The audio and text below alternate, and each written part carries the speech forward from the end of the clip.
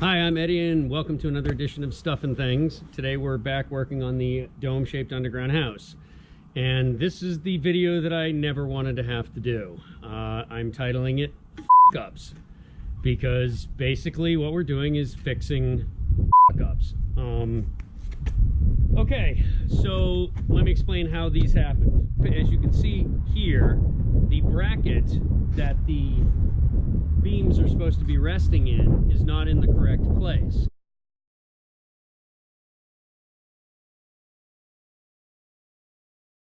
This happened because the person I had who was working with me, the contractor that I hired, didn't put the brackets in the right place. And my mistake was when I looked at it before the concrete was poured, it looked like it was off.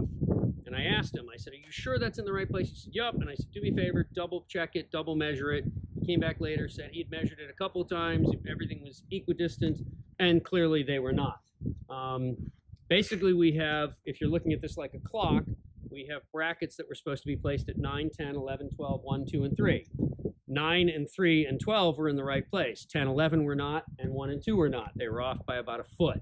So we have to fix that, because if we don't, then the beams are all kind of cattywampus. So what we've done is we lifted up the beams and we had to put new brackets in.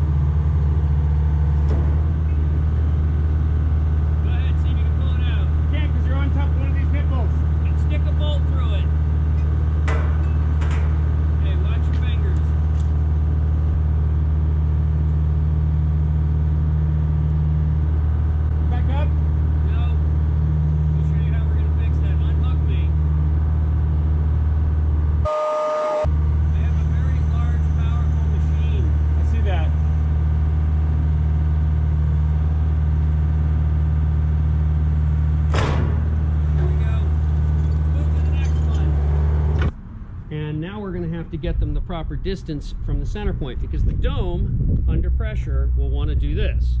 So the distance here has to be equal between all of these, and we're off only by about an inch. So what we're going to do is we're going to put ratchet straps along the ground here, and we're going to ratchet this thing to pull it to where it needs to be. Then we're going to mark it.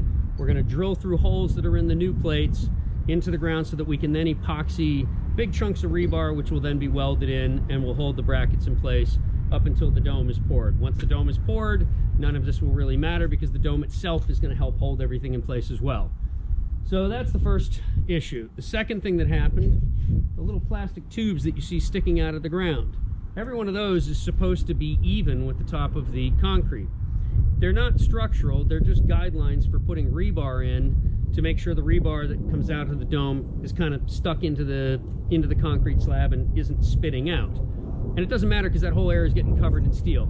Problem was, the guys, when they put the tubes in, weren't paying attention, and they waited until the concrete was too hard to get the tubes in all the way. And this happened, and it's my fault because I wasn't here for the pour. I had a trip planned, and I didn't want to delay because we had a big open foundation and footing, and it was raining, which was washing dirt and mud into the site. So I said, okay, I'm gonna make sure this gets all set. I had guys who told me they had it covered, and they didn't. So the lesson for me and the lesson for you, if you're building one of these, is you probably want to be on site overseeing everything that goes on, even if you've got somebody there who tells you that they've got it covered. Because in my case, there were several screw-ups. Besides the tubes not being put in the right place, they're not the proper span either. The tubes in the arch section are supposed to be 8 inches apart. The tubes in the dome section are supposed to be 12 inches apart.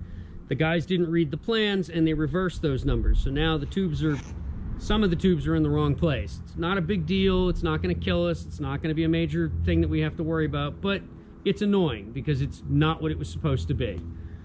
So here we are now about to fix that. And some of this footage will speed up so you can see what's going on and what we're doing. Alrighty, let's get to work.